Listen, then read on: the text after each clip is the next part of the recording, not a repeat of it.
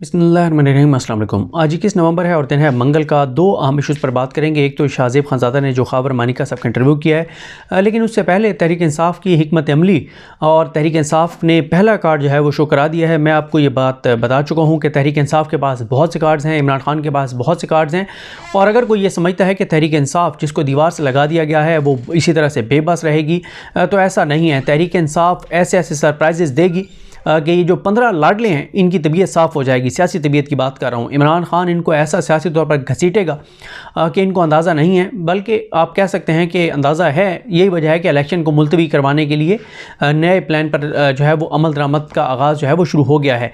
इन्हें अंदाज़ा है कि इमरान खान, और ये जो शाहज़ेब खानज़ादा ने ख़ाबर मानिका साहब का इंटरव्यू किया है उससे भी आपको अंदाज़ा हो जाना चाहिए कि इनको और कुछ नहीं मिला। इससे पहले इनका जो बयानिया था, पिछले 3-4 साल से बयानिया था, वो फ़र्क होगी। तो इस सारे बयानिए को उस 1-1.5 मिनट के क्लिप ने उड़ा के रख दिया है, जो अतर काज़मी साहब ने एक टीवी चैनल पर बैठकर ये कहा कि बात यह है कि फ़र्क होगी, फ़र्क शहज़ादी, जिसको फ़र्क होगी के नाम से पुकार कर उसकी तज़हीक की जाती है और बुशरा बीबी के ख़िलाफ़ बयानी बनाया जाता है, वो फ़र्क शहज़ादी जो है वो तो चले भाग गई है पाकिस्तान से, लेकिन जिन लोगों से वो पैसे लिया करती थी और उनके ट्रांसफ़र पोस्टिंग कराया करती थी वो तो पाकिस्तान में है। आज तक 1 रुपया साबित नहीं हो सका कि फ़र्रा शहज़ादी ने बुशरा बीबी को दिया है। आज तक एक ट्रांसफ़र पोस्टिंग जो है वो साबित नहीं हो सकी कि उसने पैसे लेकर किसी की बुशरा बीबी के ज़रिए कराई। और अगर उस वक्त का सबसे बड़ा कल्प्रेट था, अगर उस वक्त का कोई सबसे बड़ा मुजरिम था, तो वो तो उस्मान बुज़दार था। तो उस्मान बुज़दार को क्यों छोड़ दिया गया है प्रेस कॉन्फ्रेंस के बाद? सबसे पहले तो उसको कटहरे में लाएं।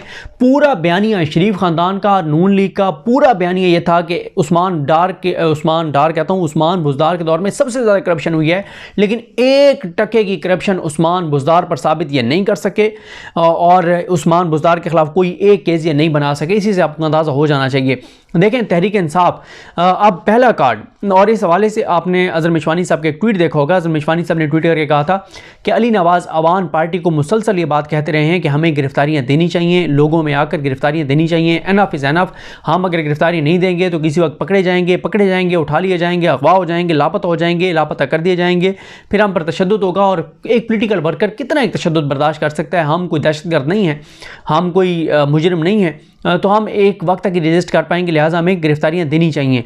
लेकिन उस वक्त खैर पार्टी ने उनसे एग्री नहीं किया और कहा गया कि नहीं। लेकिन अब ये पहला कार्ड उन्होंने शो करा दिया है। कल पहली गिरफ्तारी दे दी है अमजद खान न्याजी ने, शरफ खान न्याजी साहब के बेटे हैं, मियाँ वाली से उन्होंने पहली गिरफ्तारी दी है। पहले उन्होंने एक वीडियो पैगाम जारी किया, उसके बाद उन्होंने जाके और गिरफ्तारी दी, और गिरफ्तारी देते हुए कि उन्होंने वीडियो बनाकर वो भी जारी की, जिसमें उन्होंने कहा है कि मैं गिरफ्तारी दे रहा हूँ और पुलिस ये सामने खड़ी है, वकील मेरे मौजूद हैं, अगर मुझे इसके बाद लापता किया गया कहीं अंदर से या जबरी तौर पर मुझसे को बयान लिया गया तो उसकी कोई हैसियत नहीं होगी। ये बड़ी कामयाब हिकमत अमली है।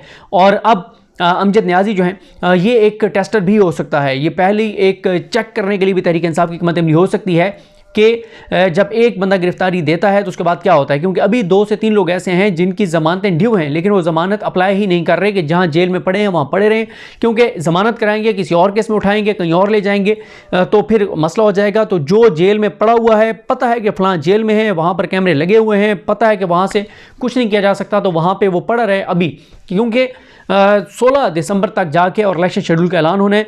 और अब तहरीक इंसाफ जो है वो देखेगी कि इसका क्या होता है। अमजद न्याजी साहब का क्या, उनको अब जब वो उनको पेश किया जाएगा, वो पुलिस की हिरासत में होंगे, तो वहाँ पर भी उनके ऊपर टॉर्चर होता है या नहीं होता, ज़बरदस्ती बयान लिया जाता नहीं लिया जाता, उसके बाद फिर अगली हिकमत अमली जो है वो सामने आएगी। अगर ये हिकमत अमली कामयाब हो जाती है और अमजद न्याजी जो है उनको लीगल तरीके से, देखें वो 6 माह क्या 6 साल भी जेल में रहने के लिए तैयार हैं, वो कहते हैं कि लीगल प्रोसेस से हमें करें।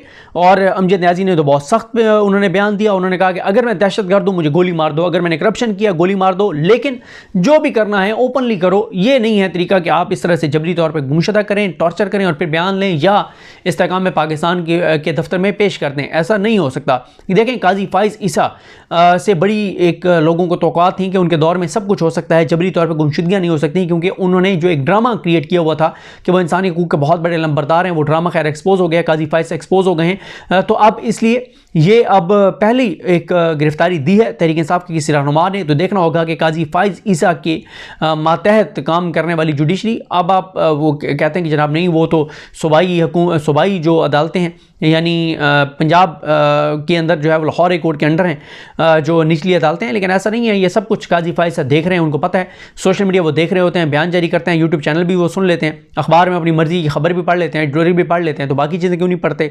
तो काजी फाइज साहब को ये बात पता है। तो ये पहला बार इम्तिहान है, लेकिन ये मैं आपको बता रहा हूँ कि जिस तहरीक इंसाफ को दीवार से लगा दिया गया है वो दीवार से लगी हुई है, लेकिन 15 लाडलों के साथ जो तहरीक इंसाफ जो इनका हशर नशर करेगी, इनके सियासी दांत तोड़ के रख देगी और इनको वो घसीटेगा इमरान खान के, इनको अंदाज़ा नहीं है। तो देखते हैं बहरहाल ये जो एक नया कार्ड तहरीक इंसाफ ने शो कराया है, इसका आगे क्या बनता है। अगर ये लीगल प्रोसेस में आ जाते हैं, अमजद न्याजी साहब फेस करेंगे तमाम केसेस को, लीगल प्रोसेस में रहते हैं, तो फिर बाकी भी लोग एक के बाद एक आके और वो गिरफ्तारी देंगे। और लेकिन कुछ लोग जो हैं वो बहुत बड़े लोगों के साथ आके गिरफ्तारियां देंगे। और अगर 16 को इलेक्शन शेड्यूल अनाउंस हो जाता है, जिसके चांसेस नहीं हैं, तो अगर इलेक्शन शेड्यूल अनाउंस हो जाता है फिर तो बहुत बड़ी तादाद में तहरीक इंसाफ के लोग एक ही दिन में जो है वो मुख्तलिफ शहरों में मुख्तलिफ जगहों पर गिरफ्तारियां देंगे और ये पूरी एक इसको मुहिम बना देंगे। और उसके बाद वो जब गिरफ्तारियां दे देंगे उसके बाद लोग जो है वो पूरा पहरा देंगे थानों के बाहर और अदालतों के बाहर के उनको कहीं और ना ले जाया जा सके जब तक वो मुतलका जेलों में पहुंच नहीं जाते। ये पूरी हिकमत अमली जो है तहरीक इंसाफ की तैयार है। अब आ जाएँ शाहजेब खानज़ादा ने जो एक घटिया मकरूह गलीज़ नीच हरकत की है और जिस तरह से 7 साल बाद किसी केस में गिरफ्तार होने वाले खावर मनिका ने 6-7 साल बाद घटिया किस्म के बयानात दिए हैं। देखें इस हवाले से जो अलीना शिगरी साहबा के प्रोग्राम में 20 अक्टूबर को बता दिया था ख्वाजा आसिफ ने कि खावर मनिका इस तरह का बयान देंगे। 7 अक्टूबर को बता दिया था मोहम्मद उमैर एक जर्नलिस्ट हैं, उन्होंने इसी तरह से 3-4 हफ्ते पहले ही शेर अफजल मरवा साहब ने बता दिया था। सैयद जीशान अजीज़ जो उर्दू पॉइंट वाले हैं उन्होंने भी एक व्हाट्सएप मैसेज अपना स्क्रीनशॉट लगाया है कि उन्होंने भी 7 अक्टूबर को बता दिया था कि ये होगा। यानी ये वो इंटरव्यू है जिसका सबको पता था, पूरे पाकिस्तान को पता था कि इंटरव्यू आना है, लेकिन ये अंदाज़ा नहीं था कि मीशकिल रहमान, खैर मुझे तो ये अंदाज़ा था कि ये बिल्कुल जियो पे हो सकता है क्योंकि मीशकिल रहमान ये कह चुके हैं कि ये वो सहाफ़त नहीं कर रहे, वो धंधा कर रहे हैं, वो बिज़नेस कर रहे हैं, कारोबार कर रहे हैं। और धंधे में यही होता है कि जिस चीज़ के लिए पैसे दिए जाते हैं वही काम किया जाता है, चाहे वो जितना भी मकरूह नीच गलीज़ गंदा घटिया क्यों ना हो। और वो शाहजेब खानज़ादा के हिस्से में ये इंटरव्यू आया है और इस वक्त लड़ाई है एंकरों में कि कौन इंटरव्यू जो है वो जबरी तौर पे किसी लापता शख्स का, गुमशुदा शख्स का इंटरव्यू करेगा और किसी भी हद तक गिरने के लिए तैयार हैं, अपनी नौकरियां बचाने के लिए, पैसे के लिए, अपने मामलात सेट करने के लिए, किसी भी निचली सतह तक गिरने के लिए तैयार हैं। और अच्छा है, एक के बाद एक चेहरा जो है वो बेनकाब होता चला जा रहा है। तो देखें ये नून लीग और उनकी हामियों का वतीरा है। शरीफ ख़ानदान ने बेनज़ीर भुट्टो की नंगी जाली तस्वीरें बनवाई थी और वो हेलीकॉप्टर के ज़रिए फेंकी थी और उसके बाद अभी भी नवाज शरीफ ख़वातीन को टारगेट कर रहे हैं। ये शरीफ ख़ानदान का मकरूह खेल है और अभी लेकिन इन चीज़ों से इमरान खान की पॉपुलैरिटी कम नहीं हो रही। समीना पाशा साहबा ने जो ट्वीट किया वो दुरुस्त था कि इमरान खान की इलेक्शन मुहिम खुद कर रहे हैं, इमरान खान जेल में बैठा हुआ, ये इमरान खान की इलेक्शन मुहिम चला रहे हैं और ये इमरान खान की और पॉपुलैरिटी की ये हालत है कि और कुछ नहीं बचा। तो अब ये घटिया और गलीज़ मकरूह नीच किस्म का इंटरव्यू जो है वो करवाया गया है, लेकिन इससे भी फ़ायदा नहीं हुआ। बखी उधेड़ के रख दिया अवाम ने, लोगों ने, साफ़ी कम्युनिटी ने। चंद ही मिनटों के अंदर टोटल कोई 30 मिनट से 73 मिनट के दरमियान का टाइम लगा जब पूरे इसके बखी उधेड़ कर रख दिए गए और सारा इसको ऑपरेशन करके और इसका कच्चा चट्टा खोल के रख दिया गया है। और हालत ये है कि एक तरफ ये इंटरव्यूज़ करवाए जा रहे हैं, एक तरफ कहा जाता है पॉपुलैरिटी इमरान खान की नहीं है, इलेक्शन भी मुलतवी करवाए जा रहे हैं, तहरीक इंसाफ को कॉर्नर मीटिंग नहीं करने दे जा रही। अब तहरीक इंसाफ वर्कर कन्वेंशन करने जा रही थी KPK में, तो DC पेशावर जो है उन्होंने जो है वो एक नोटिफिकेशन निकाल दिया है कि 5 या 5 से ज़्यादा लोग इकट्ठे नहीं हो सकते। ये सारी सूरत हाल है। बाकी ये भी बात चल रही है कि अगर फिर शुरू हो ही गया है इंटरव्यू तो फिर करें, आयशा आहत का इंटरव्यू करें, शाहजेब खानज़ादा करें, जिन ब्यूरोक्रेट्स की बीवियों को तलाक़ें करवाई शहबाज शरीफ ने फिर खुद निकाह रचाए उनके ऊपर करें, कतरी शहजादों का करेंगे। कतरी शहजादा जो है वो शरीफ ख़ानदान को क्यों पैसे दे रहा था, क्या ऐसा ये सर्विसेज प्रोवाइड कर रहे थे उनको, कतरी शहजादों को, अरबी शहजादों को, कि वो इनके ऊपर सदके बारी और कुर्बान थे, उसके ऊपर करें। जुनैद सफदर का इंटरव्यू करें, जुनैद सफदर की बीवी का इंटरव्यू करें। बाकी पुराने कैसे देखें, मैं 2 चीज़ों की गुजारिश करूंगा लोगों से। ज़ाहिर है लोगों के अंदर फ्रस्ट्रेशन है, नफ़रत है, गुस्सा है, लोग बहुत ज़्यादा इस वक्त जिसे कहते हैं ना कि बिल्कुल सब्र का पैमाना लोगों का लिबरेज हो चुका है। लेकिन 2 चीज़ें कहूँगा, एक शाहजेब खानज़ादा साहब की अहलिया की जो तस्वीरें वायरल कर रहे हैं ना करें, छोड़ दें, ये कोई तरीका नहीं है। और दूसरा जो दोबारा लोगों ने किस्सा खोल लिया है मरीम नवाज़ साहिबा की शादी का, प्लीज़ ये चीज़ें आप ना करें। इस चीज़ को आप वैसे सवाल उठाएं जैसे मैं सवाल उठा रहा हूँ कि भाई आप करें, फिर शाहज़ेब खानज़ादा करें इनका इंटरव्यू, इस तरह से सवाल आप उठाएं। लेकिन शाहज़ेब खानज़ादा की बीवी की तस्वीरें वायरल करना, उसका क्या कसूर है शाहज़ेब खानज़ादा की बीवी का, या वो किस्सा मरीम नवाज़ साहिबा की शादी का। इन चीज़ों पर जितना आप पर्दा डाल सकते हैं पर्दा डालें, ना किसी के ऐप इस तरह से खोलें। हाँ, आप ये सवाल उठा सकते हैं कि राना सनाउल्लाह का इंटरव्यू करे शाहज़ेब खानज़ादा। राना सनाउल्लाह साहब ने जो इल्ज़ाम लगाए थे मरीम नवाज़ साहिबा पर, ये आप कह सकते हैं कि राना सनाउल्लाह का क्यों नहीं इंटरव्यू आप करते। लेकिन उस किस्से को इस तरह से फिर दोबारा खोलना, बयान करना, मरीम नवाज़ साहिबा के बच्चे अब बड़े हैं और उनके बच्चों के भी बच्चे हैं, तो ये मुनासिब नहीं है कि अब उनकी शादी के वो जो बातें की जाती हैं वो दोबारा खोली जाएं, और वो सारी ये कोई तरीका नहीं है, ये ना की जाएं। और बाकी आप सवाल उठाएं, आप शाहज़ेब खानज़ादा को कहें कि आप इन सारे लोगों के इंटरव्यू करें। देखें फलक जावेद ने बड़ा अच्छा, उसने एक फलक जावेद का 1-1.5 मिनट का जो वीडियो क्लिप है वो पूरे शाहज़ेब खानज़ादा के इंटरव्यू पर भारी है। फलक जावेद ने क्या कहा, उसने कहा कि मर्दों से मुकाबला करो ना, मैदान में आओ, खान का मुकाबला मैदान में करो, मर्दों की तरह मुकाबला करो। औरतों को जो है वो मतलब औरतों के ख़िलाफ़ बयानियाँ इस्तेमाल करते हो, औरतों के ऊपर हमले करते हो, औरतों के ऊपर कीचड़ उछालते हो, औरतों को जेलों में बंद रखते हो, औरतों के ऊपर हमले करते हो। ये क्या तरीका है तुम्हारा? और आओ खुल के मैदान में इमरान खान के का मुकाबला करो। लेकिन मैदान में इमरान खान का मुकाबला नहीं कर सकते। तो शाहज़ेब खानज़ादा को लगे हाथों जो है वो इंटरव्यू करें ना, वसीम अख्तर साहब का इंटरव्यू करें, जो उन्होंने शहबाज शरीफ के बारे में कहा था, शरीफ ख़ानदान के बारे में कहा था। उस सहाफ़ी का, अपने जंग ग्रुप के उस सहाफ़ी का इंटरव्यू करें जिसने बताया था कि वॉशरूम से क्या चीज़ें मिली थी जब नवाज शरीफ को वहाँ से जाके और फ़ौजियों ने गिरफ़्तार किया था वज़ीर-ए-आज़म ऑफिस से, वज़ीर-ए-आज़म हाउस से, उस वक्त वॉशरूम से क्या मिला था वो करें। तो बाकी ये है कि वो असदुल्ला खान साहब ने भी एक वीलॉग किया, उसमें उन्होंने बयान भी चलाया ख़ावर मानिका साहब का, जहाँ पे अल्लाह को हाज़िर नाज़िर जानकर और बयान दे रहे थे इमरान खान साहब के बारे में और बुशरा बीबी साहब के बारे में।